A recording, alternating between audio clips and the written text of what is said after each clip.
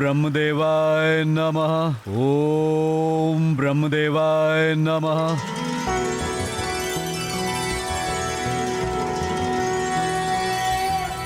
शान्ताकारं भुजगशयनं पद्मनाभं सुरेशं विश्वाकारं गगनसदृशं मेघवर्णं शुभांगं लक्ष्मीकान्तं कमलनयनं योगिहृदध्यानगम्यं वन्दे विष्णुं भवभयहरं सर्वलोकैकनाथम्।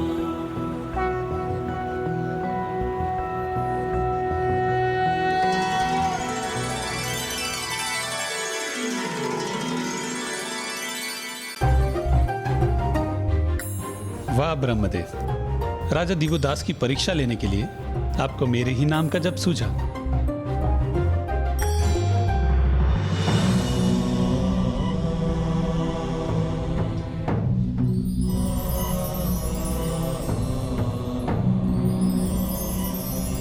कितने दिव्य हैं ये ब्राह्मण देवता। अद्भुत आकर्षण है इनके व्यक्तित्व का। मुझे ऐसा आभास हो रहा है जैसे मैं इनसे परिचित हूं। प्रणाम ब्राह्मण देवता।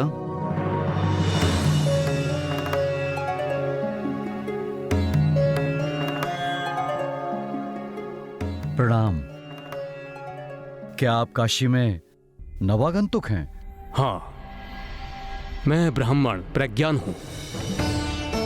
बहुत दूर से एक विशेष प्रयोजन से काशी आया हूं। मुझे बताइए ब्राह्मण देवता कि आपका विशेष प्रयोजन क्या है? कदाचित मैं आपकी सहायता कर सकूं। मेरी सहायता यहाँ एक ही व्यक्ति कर सकता है, वो है काशी नरेश महाराज दिवोदास।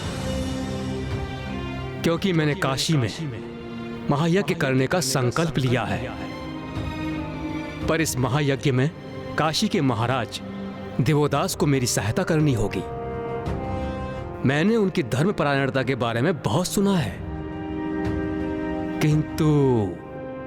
किंतु क्या ब्राह्मण देवता? किंतु मुझे उनसे भेंट करने में संकोच हो रहा है। वो चाहे कितने ही धर्मनिष्ठ क्यों ना हो, है तो वो राजा ही ना। और एक राजा भला एक दरिद्र ब्राह्मण की सहायता क्यों करेगा?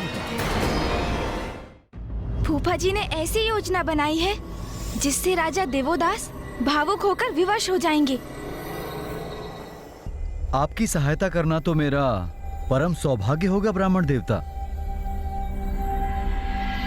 मेरी सहायता? मैं कुछ समझा नहीं। आप मेरी सहायता क्यों करेंगे?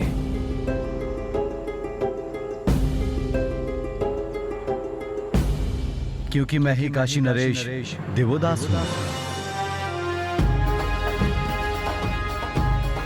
आप मेरे राज्य में यज्ञ करेंगे, मुझे अत्यंत हर्ष होगा। धन कोश से जितने भी धन की आवश्यकता हो, आपकी सहायता को प्रदान कर मुझे अत्यंत सुख प्राप्त होगा। धन धान्य अथवा अन्य किसी प्रकार की सहायता नहीं चाहिए मुझे। मेरे यज्ञ की पूर्ति के लिए स्वयं आप उसके भागीदार बने, इतना ही चाहिए मुझे। मुझे आदेश दें ब्राह्मण देवता, मैं आपकी सेवा में प्रस्तुत हूं। किंतु स्मरण रहे राजन, मेरे यज्ञ में किसी भी प्रकार की त्रुटि स्वीकार नहीं करूंगा मैं। और एक बार सहायता का वचन देने के उपरांत मेरे प्रत्येक आदेश का पालन करना होगा आपको। मैं जो भी मांगू वो सब प्रस्तुत करना होगा। आप निश्चिंत रहें ब्राह्मण देवता, मैं वचन देता हूं कि मैं आपके किसी भी प्रकार के आदेश का उल्लंघन नहीं करूंगा।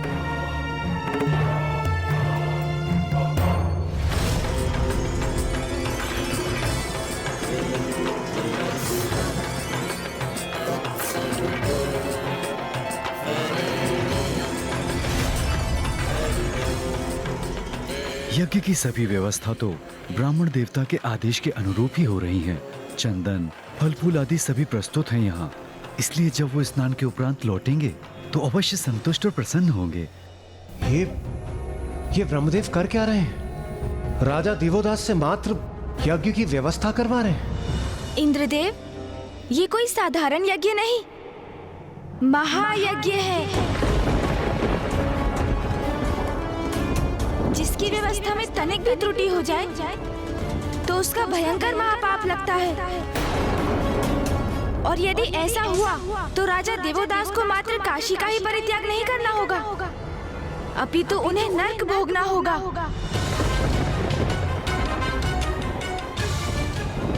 फूफा जी बहुत कठोर परीक्षा ले रहे हैं राजा देवोदास की।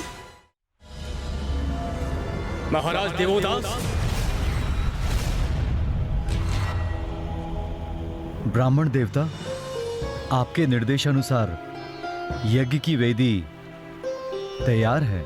कदाचित आप भूल गए महाराज, मैंने आपको स्पष्ट निर्देश दिए थे कि इस महायज्ञ में आप स्वयं मेरे सहायक होंगे।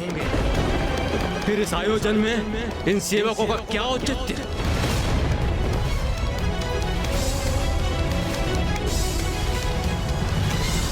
क्षमा करें ब्राह्मण देवता, आप जो आदेश देंगे मैं वो कार्य स्वयं करूंगा।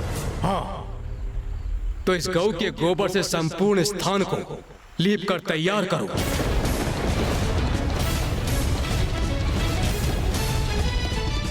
उचित है ब्रह्मदेव, आपने कार्य भी किया तो कैसा। एक राजा गौ का गोबर अपने हाथों में लेकर कभी उसे मैला नहीं करेगा। अब अवश्य त्रुटि होगी धर्मनिष्ठ राजा देवोदास से। त्रुटि तो कदाचित आपसे ही हो गई है अग्निदेव, राजा देवोदास को समझने में, इसलिए शीघ्रता में कहे गए आपके वचन सत्य नहीं हुए। यदि ब्रह्मदेव धर्म के जनक हैं, तो राजा देवोदास भी सच्चे धर्मनिष्ठ हैं। अब ब्रह्मदेव की परीक्षा में राजा देवोदास उत्तीर्ण होते हैं या नहीं, इसके लिए आपको धैर्य रखना होगा। जो आज्ञा ब्राह्मण देवता।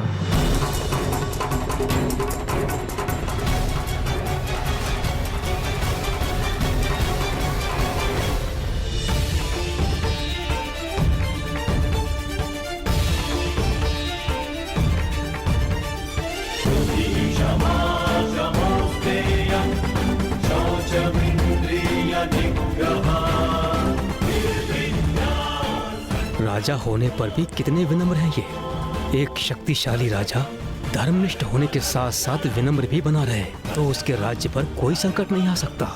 उसका राज्य चिरकाल तक स्थापित रहता है। राजा देवोदास ने इस परीक्षा में सफल होकर ये प्रमाणित कर दिया कि उनके स्वभाव में अहंकार लेश मात्र भी नहीं।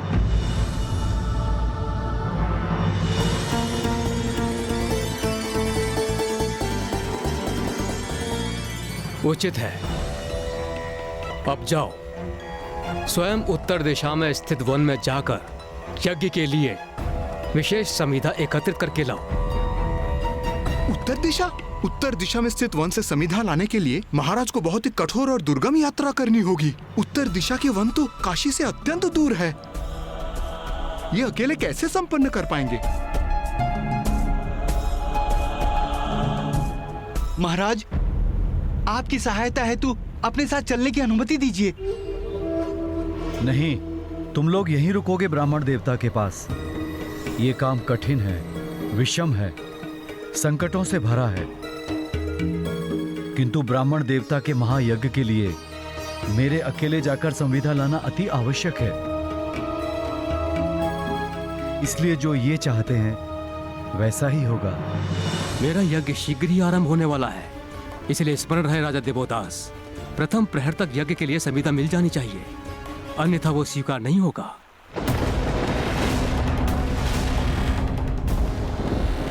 ये क्या? फूफा जी तो राजा देवोदास के लिए कठिनाई पे कठिनाई उत्पन्न कर रहे हैं। कहीं ये सब उनके साथ अनुचित तो नहीं हो रहा? क्योंकि फूफा जी को यज्ञ के लिए जो समिधा चाहिए वो उन्हें प्रथम प्रहर तक मिल जानी चाहिए, किंतु इतने अल्प समय में ये राजा देवोदास के लिए कैसे संभव हो पाएगा?